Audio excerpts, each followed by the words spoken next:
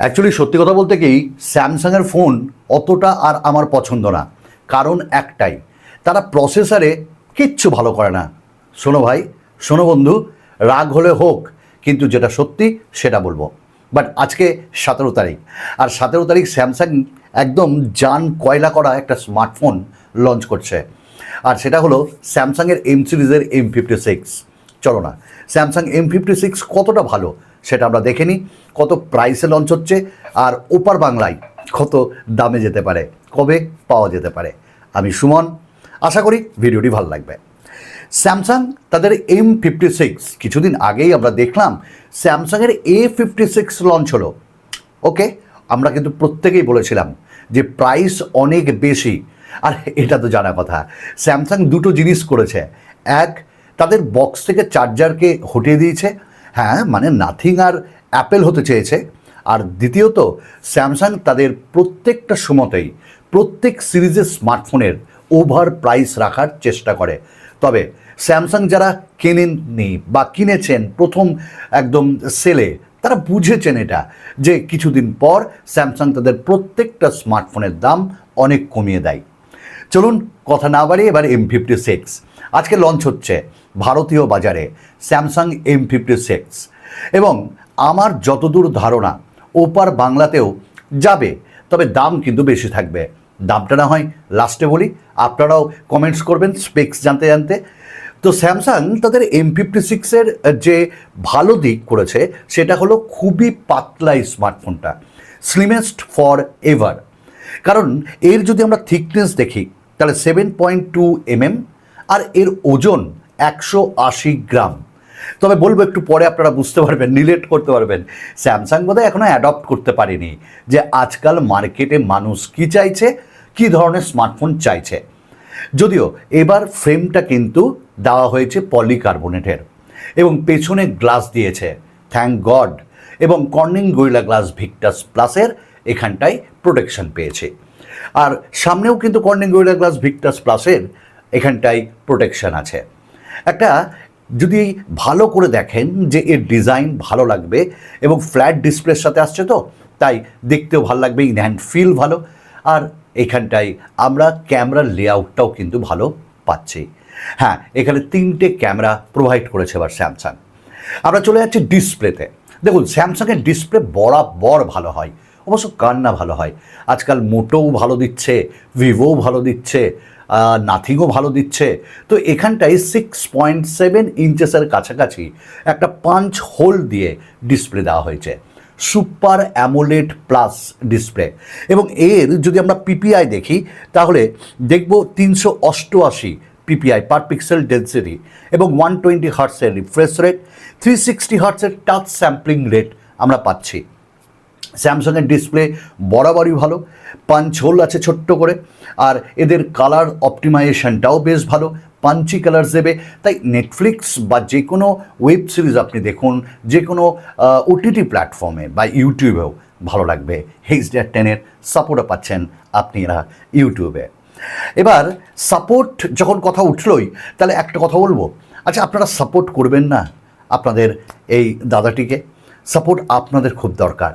Subscribe করুন, প্রত্যেকদিন video দেখুন, যারা টেক ভালোবাসে তাদের কাছে শেয়ার করুন, লাইক করুন, কমেন্টস করুন। এইটুকুনি আপনাদের কাছে আমার দোয়া, আমার চাওয়া। আমরা এবার চলে যাব যে এই স্মার্টফোনের ডিসপ্লেতে কি ফিঙ্গারপ্রিন্ট স্ক্যানার দেওয়া হয়েছে? না, মনে রাখতে হবে এটা M সিরিজের স্মার্টফোন, তাই সাইড ফিঙ্গারপ্রিন্ট স্ক্যানার এখানটায় প্রোভাইড করা হয়েছে। ইন ডিসপ্লে হলে ভালো হতো, ওই যে স্যামসাং এখনও বুঝতেই পারেনি যে দর্শক যারা ক্রেতা তারা কি চায় অ্যাকচুয়ালি। চলুন এবার কথা বলবো আমরা এর পারফরমেন্স সম্পর্কে। এবার খুব ভালো করে আপনারা বুঝতে পারবেন যে সুমনদা কেন বলছে যে স্যামসাংয়ের স্মার্টফোন আর সেই জায়গায় নেই, কারণ তারা এক্সাইনসের বাইরে বেরোতেই পারলো না। হ্যাঁ, M56-এ তারা এক্সাইনস 1480 এই চিপসেটটা দিচ্ছে। দেখুন, এই চিপসেট সম্পর্কে আমার একটু বলার আছে। যেমন 2.7 GHz-এ এটা ক্লক, এবং এই চিপসেটটা স্ন্যাপড্রাগনের 7S Gen 3 অথবা মিডিয়াটেক ডাইমেনসিটি 7400-র ইকুইভ্যালেন্ট। বাট একটা কথা মনে রাখবেন, স্ন্যাপড্রাগন যতটা অপটিমাইজড, এক্সাইনস ততটা অপটিমাইজড নয়। আবার মিডিয়াটেক যতটা গেমিংয়ের জন্য পাওয়ারফুল ততটা এক্সাইনসের নয়। কজনকে বলতে শুনেছেন যে এক্সাইনসের প্রসেসর দিয়ে আমি দুর্দান্ত গেমিং করছি, দুর্দান্ত ব্যাটারি ব্যাকআপ পাচ্ছি? কারণ এক্সাইনসের প্রসেসর খুব ব্যাটারি হাংরি হয়, হিট খুব জেনারেট করে এবং পারফরমেন্স অতটা ভালো দেয় না, এবং বেশ কিছু বছর পর বা 1 বছর পর দেখবেন ল্যাগ করছে। বাই দ্য ওয়ে, আমরা এখানটায় LPDDR 4X র্যাম টাইপ পাচ্ছি, UFS 2.2 স্টোরেজ টাইপ পাচ্ছি, আর আমরা ডেডিকেটেড মাইক্রো SD কার্ড স্লটও পাচ্ছি হাইব্রিড সিম স্লটের সাথে। ডুয়াল স্পিকারও থাকবে, ডলবি অ্যাটমস সাউন্ড এখানটায় অ্যাডাপ্ট করানো হয়েছে। তো ভালো। তাহলে পারফরমেন্সের জন্য কেমন প্রসেসরটা? যে দাম বলবো সেই দামে আপনি বলবেন না এই দামে আমি এই প্রসেসর দেওয়া স্মার্টফোন নেব না, কারণ তার থেকে কম দামে আইকিউ আপনাকে ভালো প্রোভাইড করে, আপনাকে নাথিং ভালো প্রোভাইড করছে, মোটোরোলা আজকাল ভালো প্রোভাইড করছে। তো এই স্মার্টফোন ব্র্যান্ডগুলো আপনি নিতে পারেন। আচ্ছা, পারফরমেন্সে যদি বলি, গেমিং টেমিং অত আশা করবেন না, খুব বেশি হেভি অ্যাপস আপনি ওখানটা ইউজ করতে পারবেন না, মাল্টিপল অ্যাপসে একটু কিন্তু প্রবলেম হবে। যাই হোক, ব্যাটারির কথা বলি, 5000 mAh ব্যাটারি। এবার বুঝতে পারছেন, রিলেট করতে পারছেন? আমি বলছি যে ক্রেতা কী চাইছে তা বুঝতে পারছে না। আরে আপনি দেখুন, প্রায় 7000-এর ওপর IQ Z10, ভাই IQ Z10-এর ব্যাটারি ব্যাকআপ মানে ব্যাটারি কতটা? 7300 প্রায়।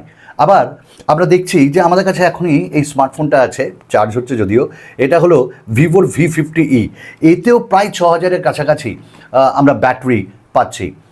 তো কেন 5000 mAh? মানুষ চায়, যদিও চার্জার এখানে নেই। 45 ওয়াটের ফাস্ট চার্জিংকে এটি সাপোর্ট করছে। তো ওই একদিনও পাবেন না, কারণ ওই এক্সাইনস 1400 আসে, একটু পাওয়ার হাংরি, তো এটা মাথায় রাখবেন। এবার ক্যামেরাতে চলে আসি। 50 মেগাপিক্সেলের মেন ক্যামেরা উইথ OIS, 8 মেগাপিক্সেলের আলট্রা ওয়াইড আর 2 মেগাপিক্সেলের ম্যাক্রো। কে চাই? আপনারা চান? বরঞ্চ মোটোরোলা তো ভালো, S60 ফিউশন, যেখানে 13 মেগাপিক্সেলের আলট্রা ওয়াইডকে ম্যাক্রো হিসেবে কাজ করানো হচ্ছে। এইগুলোকে একটু বুঝতে হবে। আর সামনে 12 মেগাপিক্সেলের সেলফি ক্যামেরা, যদিও স্যামসাংয়ের ক্যামেরা অবশ্যই ভালো হয়, এটা তো আমাকে স্বীকার করতেই হবে। 4K 30 FPS আমরা ভিডিও রেকর্ড করতে পারবো। তবে স্যামসাং যেখানে ভালো সেটা হলো এদের UI, One UI ডেফিনেটলি খুব ভালো, আমার পছন্দের। আর সব কিছু আপনারা পাবেন যা চান এই ইউআইয়ে, কাস্টমাইজেশন ভরে ভরে। যদিও এবার এআইকে ইন্ট্রোডিউস করেছে M56-এ, এবং সেখানে আমরা AI ইরেজার থেকে ভিডিও এডিটিং সাজেশন এবং অনেক কিছুই পাবো। তো এইখানটা আরেকটা কথা বলি, অ্যান্ড্রয়েড 15-এর সাথে আসছে, আর নিয়ার অ্যাবাউট 4 থেকে 5 বছরে আপনি আপডেট পাবেনই পাবেন। এটা স্যামসাংয়ের ভালো, দ্যাটস ইট। এটাই হলো স্যামসাংয়ের আমাদের আপকামিং স্মার্টফোন স্যামসাং M56। এবার দাম কত হতে পারে? দাম 30,000-এর নিচে হবে। ভ্যারিয়েন্ট 128GB, 256GB, অফার টফার থাকবে। তো এবার আপনারা বলুন, আপনাদের ভালো লাগলো 30,000-এর নিচে এই স্মার্টফোনটি? না আপনি নিতে চান IQ Neo 10R, যার রিভিউ আছে, ভিভো V50e তারও রিভিউ আছে, নাথিং ফোন 3a তারও রিভিউ আছে? আপনারা চ্যানেলটাকে দেখুন, সব ফোনের রিভিউ আছে। তো আমার মনে হয় মোটো IQ Z10-এরও রিভিউ আসছে, দুটি চ্যানেলে আসছে, একটা আমাদের চ্যানেলে মানে গ্যাজেটস বাংলায়, আর আরেকটা ডিভাইস এনেও আসছে। তো দেখুন, 20,000 টাকায় মানে তারও নিচে দুর্দান্ত স্মার্টফোন। তো অবশ্যই ওয়েট করে থাকুন। আর আমার মনে হয় না এই স্মার্টফোনটা কেনার কোনো যৌক্তিকতা আছে, যদিও এটা আমার পার্সোনাল ওপিনিয়ন, আপনাদের ওপিনিয়ন আলাদা হতেই পারে, কিনতেই পারেন, আপনারা আপনাদের মালিক।